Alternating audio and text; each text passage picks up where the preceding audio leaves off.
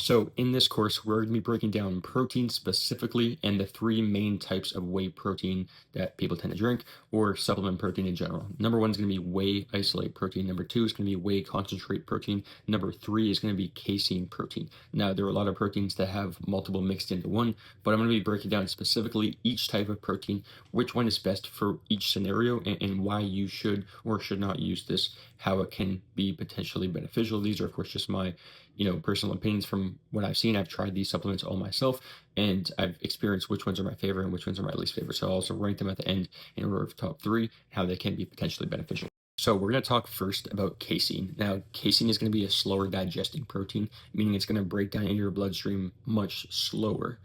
Now, when doing something like, a pre-workout meal an hour before working out, casein is the last thing you want to put in your system. Not to say it's going to kill you, right? But it's going to be sitting heavy in your stomach. You're still going to be digesting it for probably over an hour, right? So ideally, casein is going to be best in the evening time because number one, it's going to be slow digesting, but not just that. It also, because of the slow digestion that occurs with a casein protein breakdown, that's going to cause an elongated muscle protein synthesis, meaning that your muscles are going to be more receptive to actually absorbing the protein and the amino acids that come from that protein and actually pulling them in, right? And that's why casein can be beneficial. Again, you can take it in the evening time. You could take it, let's say you don't eat breakfast very often, like you have a lot of cravings in the early half of the day, the early morning, have casein protein. It will keep you filled for long. It's also going to, again, prevent muscle breakdown because, again, when you have your muscle protein synthesis elevated, what that essentially means is your muscles are going into trying to, build new tissue, right? And so essentially your body is going to pull protein from the muscles that you have stored if you don't have enough protein in your system, which is why it's very important that you have at least 1 gram of protein per pound of body weight. If you're 150 pounds as a male, you should have 150 grams of protein. If you weigh 200, you should have 200 grams, etc. Right? And that's like just to maintain the current muscle you have and not lose muscle, right? Which of course, as you lose muscle, you're going to put more fat on, right? So that's really just what I want to get across. It are like the benefits of casein. You can take really any protein, but this is going to be one that, number one, it's probably going to be heavier on your stomach, especially if you're not feeling the best with lactose or dairy. It is derived from milk. And so you're going to have, like I said, more of that longer digestion, almost like you would with like a heavy cream or milk sort of product, right?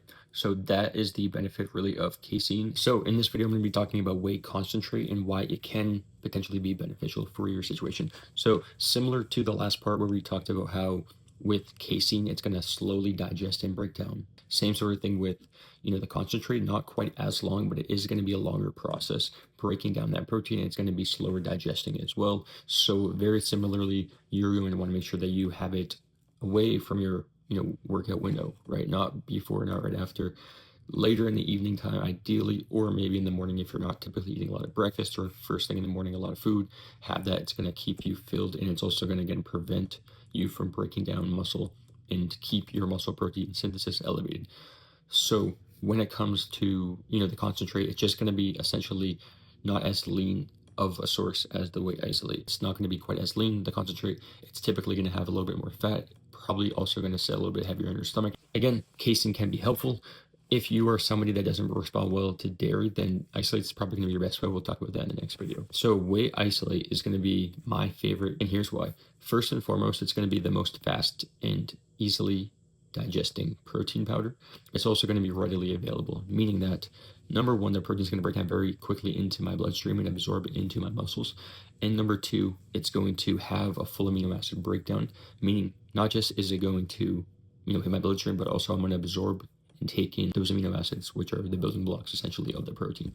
It's also going to be much leaner. So of course you ideally want to limit fat, and especially around your workout window when your muscles are more sensitive to the nutrients you're putting in. The fat's going to slow your digestion down, and you want to keep your metabolism ramped up. You want to keep the process of food going in very effective so your body can burn through it quickly and utilize it efficiently. And throwing fats in the mix is going to mess all that up. So isolate is great because, again, you can have it right before a workout. I've had protein shakes 30 minutes, even 45 minutes before a workout, and I feel fine. It's not going to sit on your stomach nearly as heavy, and it's going to also have a lot less lactose overall than something like the concentrate or, the casein. One thing I will kind of put in towards the end of this video, what I will say is right after your workout, your muscles are going to be extremely receptive to absorbing nutrients from carbs and protein, right? Now, having protein immediately hit your bloodstream after workout is great and all, but what's even better than that is when you're at a point where, you're actually absorbing everything, right? Because it's one thing to have food and, your body utilizes 80 or 90% of the nutrients, right? But it's another thing to be extremely receptive to absorbing everything and using it post-workout. So that's why like the post-workout meal is going to be extremely crucial, as is the pre-workout, because it's going to fuel your workout, your pump, etc. Right. So post-workout, let's say you have something like a whey protein shake, a whey isolated protein shake. Your muscle protein synthesis is going to be extremely elevated post-workout, and because of the amino acids in there, it's going to also increase that, right? So you have leucine, which is inside your amino acids, in something like a whey isolate. And because of that, it's going to help your body, number one, speed up muscle protein synthesis even more. And number two, help with recovery and overall just increasing muscle mass.